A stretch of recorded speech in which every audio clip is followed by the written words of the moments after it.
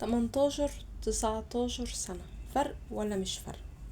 بصوا يا جماعة، اختصارا لوقتكم كده، انا في شخص بعتلي قال لي انا بحب بنت اصغر مني ب 17 18 سنة كده، 19 سنة. ماشي. خلينا نقول 20 نبقى اصحاب واجب، او جت في كتير شوية.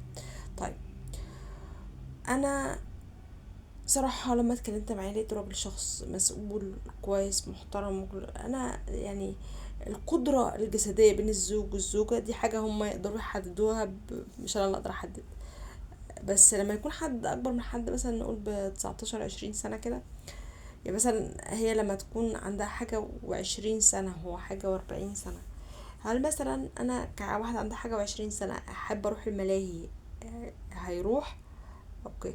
انا بحب اروح الجيم، بحب العب سباحة، بحب اركب خيل، هيقدر يروح؟ هنا بتتقاس كده. هل هو غيرته هتبقى منطقية ولا اوفر؟ لو منطقية تمام، لو اوفر مش تمام. طيب، ايه اللي تاني ممكن يتقاس؟ العقلية، هل في تفاهم ولا في تشبث بالرأي يصل لحد اللي عنده ويدمر العلاقة؟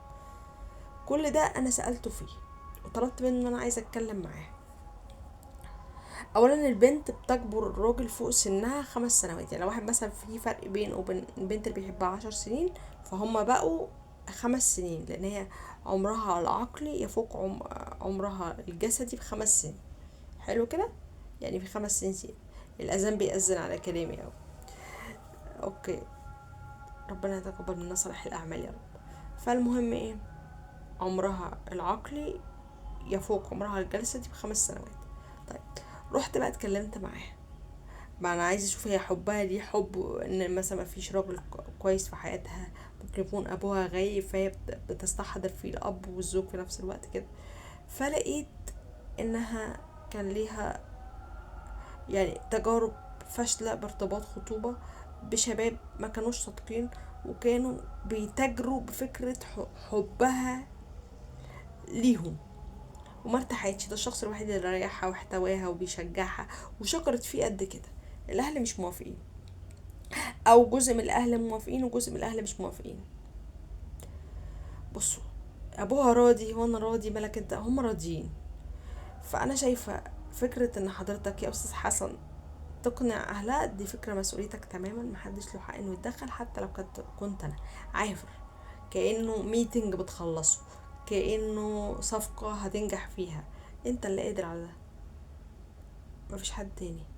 ومش بس انك هتقولهم ان انا هأمن لها حياتها، ان انا هخليها تعمل اللي عايزاه، هخليها تنجح، هشجعها، هعمل انك كمان تطمنهم بفكرة انت ازاي تحتوي بنتهم، ازاي مش هتحسسها بفرق العمر ده. هل انت شايف ان اللايف ستايل بتاع حياتك هيناسب بنت تصغرك ب 18 19 سنة؟ طيب هيناسب.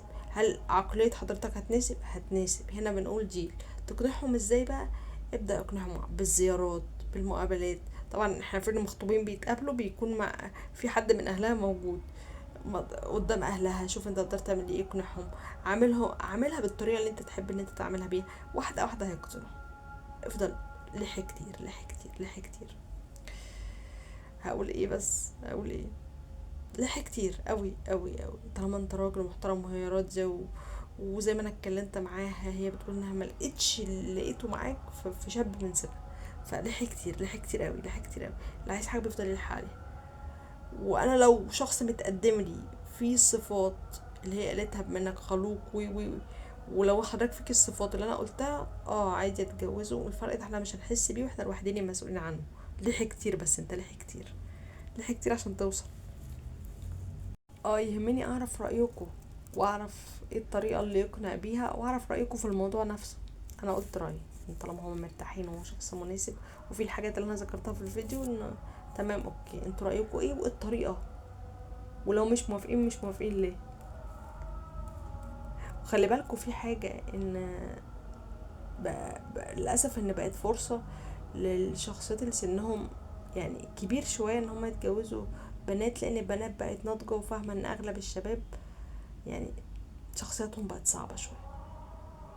انا اسفة اني بقول كده، ولكنها الحقيقة. مش بشجع، اكيد في شباب كويسين، واكيد، ولكن هما مرتاحين مع بعض، قصاد الراحة دي وقلت له حاول، افضل حاول. انتوا رأيكم ايه؟